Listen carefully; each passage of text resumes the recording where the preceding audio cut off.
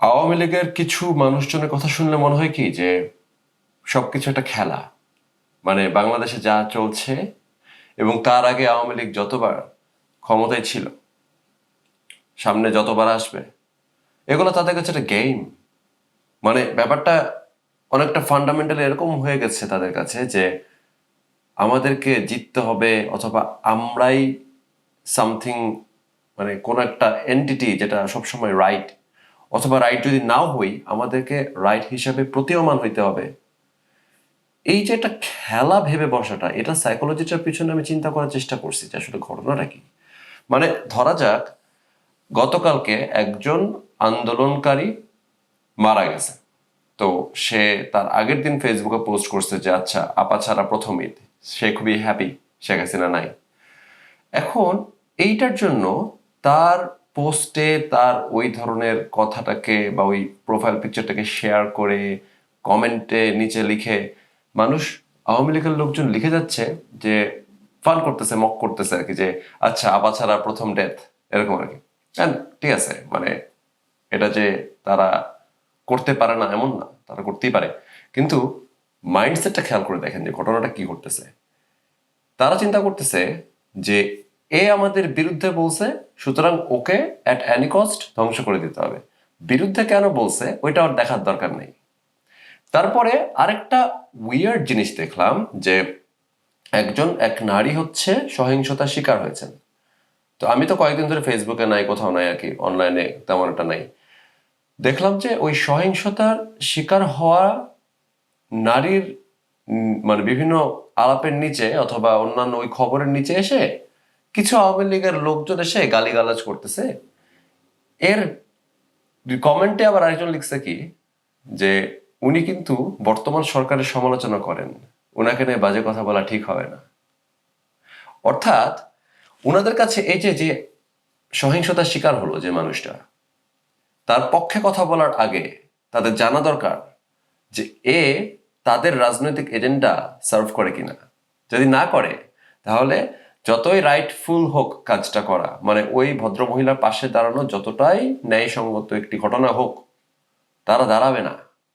আবার কেউ একজন মারা গেছে এবং অনেক ভালো কাজ করে গেছে, সে শেখ হাসিনার পতন চেয়েছে, সেটা ভালো কাজও হইতে পারে। এই জিনিসটা ওই বট বাহিনীর মাথায় নাই যে শেখ হাসিনার পতন চাওয়া যে একটি ভালো কাজ হইতে পারে, সেটা তাদের মাথায় নাই। এবার ধরে নিলাম যে তারা মনে করেন এটা একটা খারাপ কাজ হয়েছে, ওকে, তো তাকে আপনি কিভাবে ট্রিট করবেন সেটা ডিপেন্ড করতেছে কিসের উপর, যে সে আপনাদের পলিটিক্যাল এজেন্ডার পক্ষে না বিপক্ষে। যখন কেউ একজন হ্যারাসমেন্টের শিকার হয় অথবা কোনো ধরনের একটা অন্যায়ের শিকার হয়, আমি দেখেছি যে তারা যেটা করে, যেটা খুবই মানে আওয়ামী লীগকে আরো 20 বছর মানুষের কাছে ঘৃণার পাত্র করার জন্য যথেষ্ট একটা কাজ, যে তাকে যে তার ছবি বের করে যে সে লাল বিপ্লব করছিল এবং সেটা নিয়ে মক করে। এই বিষয়টা নিয়ে একটা খুব ভালো কথা বলেছে প্রত্যয় ভাই। উনি বলছে যে যেই দেখি শেখ হাসিনাকে নিয়ে একটা খারাপ কথা বলছে সেই দেখি মরে যাচ্ছে, যেই দেখি যে আওয়ামী লীগের কোনো একটা সমালোচনা করেছে তারই একটা বিপদ নেমে আসছে, যেই দেখি লাল বিপ্লব করেছে তাকে ডাকাত ধরছে। এটার পিছনে সায়েন্সটা হচ্ছে বাংলাদেশের সব মানুষই লাল বিপ্লব করেছে, সব মানুষ, আওয়ামী লীগ বাদ দিয়ে। আওয়ামী লীগ বাদ দিয়ে বলতে বোঝাতে যাচ্ছে যারা একেবারেই কানা আওয়ামী লীগ, তারা বাদ দিয়ে প্রত্যেকটা মানুষ লাল বিপ্লব করেছে। শতাব্দী ভবে সে কথাটা এই জন্যই রেলেভেন্ট যে হয় তুমি লাল নয়তো দালাল। কারণ ওই সময় যে লাল হয় নাই সে নিঃসন্দেহে দালাল। সে আওয়ামী লীগ যদি তার চোখের সামনে 50টা নিরস্ত্র মানুষকে গুলি করে মেরে ফেলে, সে বলবে যে আওয়ামী লীগ ঠিক কাজ করছে, অর্থাৎ সে একজন দালাল, সে আওয়ামী লীগের দালাল। এবং বাংলাদেশি যে কারোর বাংলাদেশের মানুষের স্বার্থের বিরুদ্ধে যাওয়া সিচুয়েশনে কোনো দলের দালালি করার অধিকার নাই, কারণ সবার আগে আপনাকে হইতে হবে বাংলাদেশের দালাল। তো এরা বাংলাদেশের দালাল না, এরা হচ্ছে আওয়ামী লীগের দালাল। তো এখানে প্রবলেমটা দেখেন, এই আওয়ামী লীগের দালাল লোকগুলো শুধুমাত্র ওইসব জিনিসটা কথা বলতে যাচ্ছে, অথবা কেউ একজন খারাপ কিছু হইলে চিল্লায় উঠছে, ওরা এটা বুঝতেছে না যে এই কথাগুলো বললে আপনি আরো 20 বছর দূরে আওয়ামী লীগকে নিয়ে যাবেন মানুষের কাছ থেকে। তার কারণ বাংলাদেশি মাত্রই লাল বিপ্লব করেছে। অর্থাৎ যে কোনো র্যান্ডম বাংলাদেশিকে যদি ছিনতাইকারী ধরে, আপনি জুলাই আগস্টে গেলে দেখবেন যে তাকে ওই সময় লাল বিপ্লব করতে দেখবেন। যদি র্যান্ডম একটা মেয়েকে কেউ ইফটিজ করে, আপনি জুলাই আগস্টে গেলে দেখবেন যে সে লাল বিপ্লব করছে। র্যান্ডম মানুষ যদি রোড অ্যাক্সিডেন্টে মারা যায়, 5 জন মানুষ মারা গেছে, 5 জনকে খুঁজে দেখবেন কি 5 জনই লাল বিপ্লব করেছে, কারণ প্রত্যেকটা মানুষ, বাংলাদেশের প্রত্যেকটা মানুষ লাল বিপ্লব করেছে। যদি আপনি না করে থাকেন তাহলে আপনি দালাল, এবং আপনি ইতিহাসের ভুল দিকে ছিলেন। আপনি একটি ভুল পক্ষকে বাছাই করেছিলেন, এবং এই ভুল পক্ষটা কারা? আওয়ামী লীগ। কাদের বিরুদ্ধে দাঁড়াইছিলেন? জামাত শিবিরের বিরুদ্ধে কিন্তু আপনি দাঁড়ান নাই। জুলাই আগস্টে যারা লাল বিপ্লব করে নাই, তারা দাঁড়িয়েছে বাংলাদেশের জনসাধারণের বিরুদ্ধে। এবং যেটা আমি অনেকবার বলেছি যে মানে মানুষের বিরুদ্ধে, বাংলাদেশের যেটা সমস্ত ধর্ম, বর্ণ, জাতি নির্বিশেষে যখন মানুষ কিছু একটা চায়, সেটার বিরুদ্ধে দাঁড়ায় না, সেটার বিরুদ্ধে দাঁড়ানো যায় না, এবং সেই চাওয়াটাকে ইনসাল্ট করা যায় না। অর্থাৎ জুলাই আগস্টে যখন মানুষ নেমেছে, সব ধরনের মানুষ নেমেছে।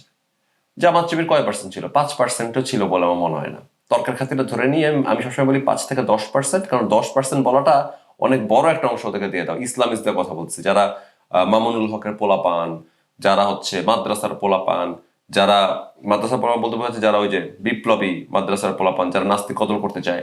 তারপরে যারা হচ্ছে জামাত শিবিরের যারা মাস্টার মাইন্ড বলে দাবি করা শুরু করলো। আপনাকে মনে হয় দাবিগুলো খুব লেজিট? এগুলো এত লেজিট দাবি না। বাট ধরে নিলাম যে সমস্ত জামাত শিবির, সমস্ত ইসলামী, সমস্ত মামুনুল হকের চালাপুলা মিলে 5% হবে বলে মনে হয় না। শুধুমাত্র বিতর্কের ঊর্ধ্বে যাওয়ার জন্য আমি বলি 5 থেকে 10% মানুষ ছিল যারা এই ঘরানার। তারা তো ছিল, সেটা তো কেউ অস্বীকার করতেছে না।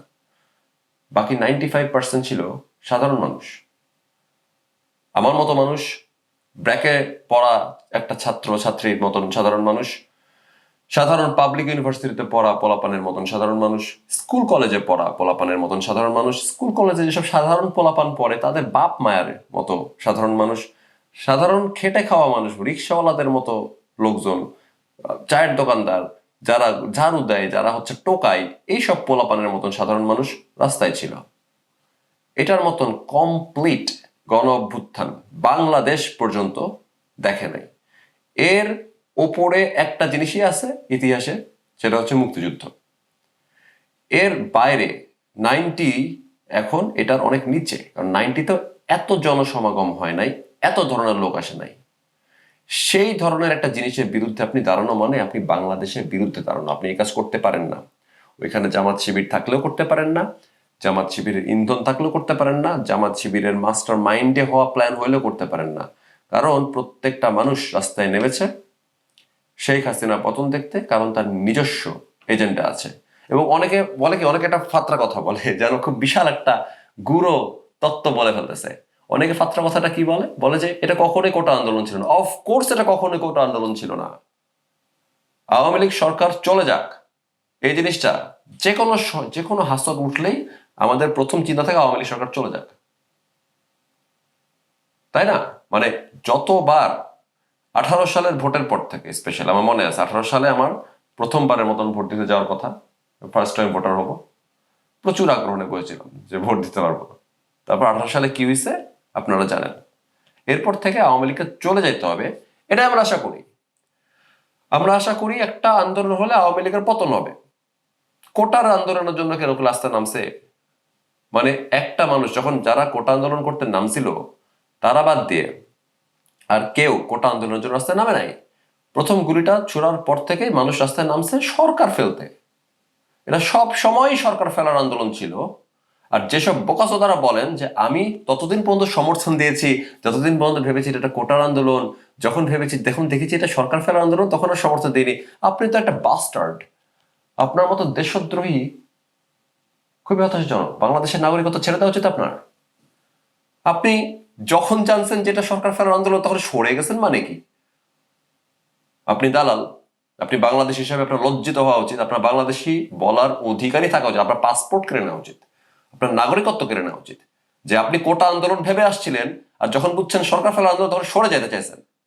এর থেকে খারাপ কথা, এর থেকে লজ্জার কথা হয় না। তারপরও এটাকে আমি বাদ দিলাম। যখন মানুষ রাস্তায় নামতেছে তখন তাদের নিজস্ব এজেন্ডা আছে। যেমন আমার মতো লোকজন যারা মুক্তমনা লেখক, তাদের রাগটা কোথায় আওয়ামী লীগের ওপর? আমাদেরকে খুন করার হুমকি দিছে, বলছে যে কল্লা ফেলে দিবে। আওয়ামী লীগ সরকার তাদেরকে কখনো মুখ ফুটে বলে নাই যে এই ধরনের কথা বলা যাবে না, এই ধরনের কাজ করা যাবে না। আওয়ামী লীগের থেকে বেশি ইফেক্টিভ কাজ করছে ইউনূস সরকার। গত কয়েকদিনে যা হয়েছে, ইউনূস সরকার বেশি ইফেক্টিভ কাজ করছে। ওরা বলছে যে মূর্তি গড়ানো যাবে না, ইউনূস সরকার একদম মূর্তি নামাই দিছে, সেটা যারই মূর্তি হোক। বলছে যে মঙ্গল শোভাযাত্রা করা যাবে না, নামাই দিছে মঙ্গল শোভাযাত্রা। ওরা বলছে যে আমরা এই কাজ করব, সেসব কাজ করতে হয়তো পারছে, পরে গ্রেফতার করছে। আওয়ামী লীগ কোনো দৃষ্টান্তমূলক শাস্তি দিতে পারে নাই কাউকে।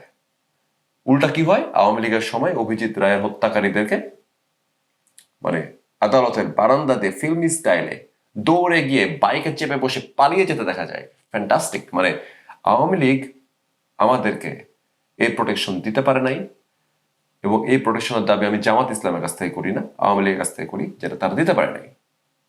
আওয়ামী লীগ আমাদেরকে মানে আমাদের মতো লোকজনকে দেশ থেকে চলে যেতে হচ্ছে। আওয়ামী লীগ তসলিমা নাসরিনকে দেশে ফেরত নিয়ে আসে নাই। আমরা কি এগুলো দেখি নাই? আমার অসংখ্য পোস্ট আছে মুছে যাওয়া আইডিতে, কিন্তু ওই পোস্টগুলোর কপি এখনো আছে। কয়েকদিন আগে আমি আবার রিপোস্ট করছি।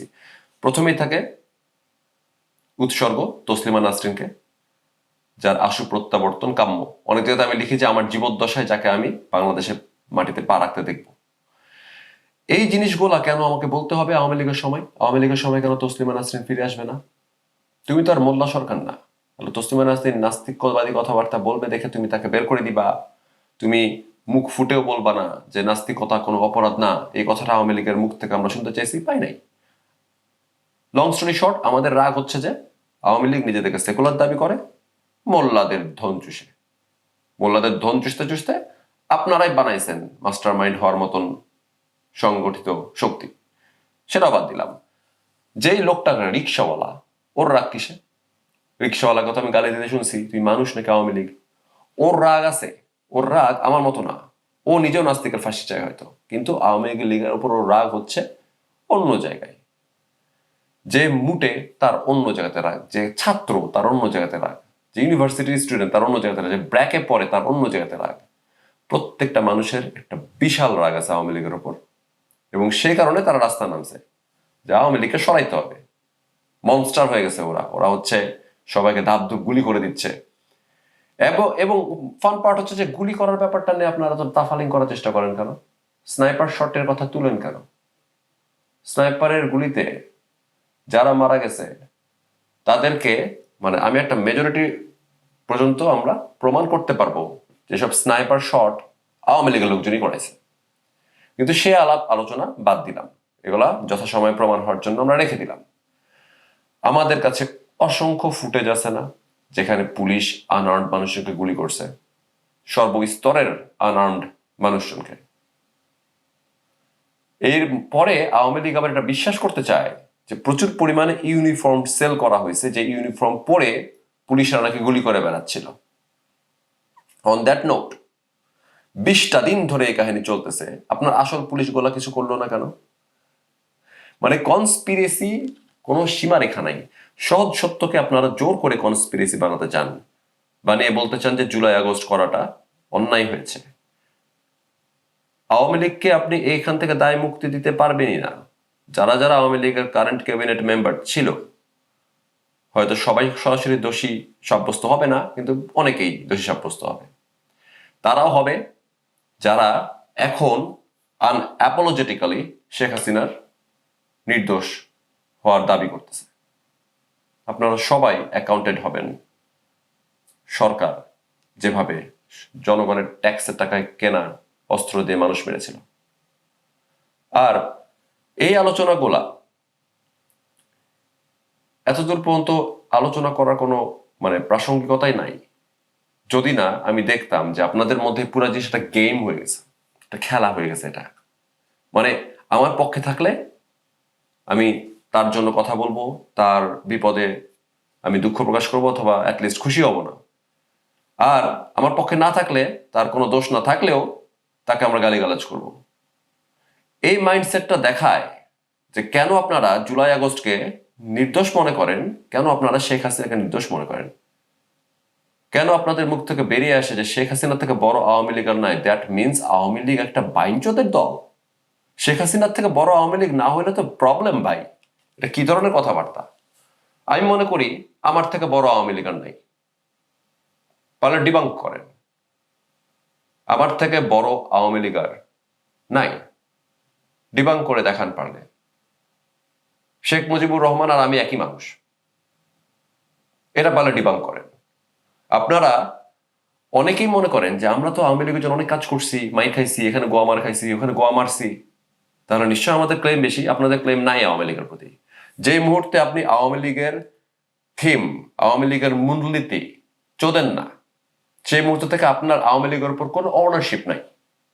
আপনার কথা শুনে 10টা নেতাকর্মী লাফ দেওয়া যাইতে পারে, আপনি একটা জায়গাতে দাঁড়াইলে হয়তো ভোট পেয়ে জিতাও যেতে পারেন, এগুলোর কোনো কিছুই আপনাকে আওয়ামী লীগের ওনারশিপ দেয় না।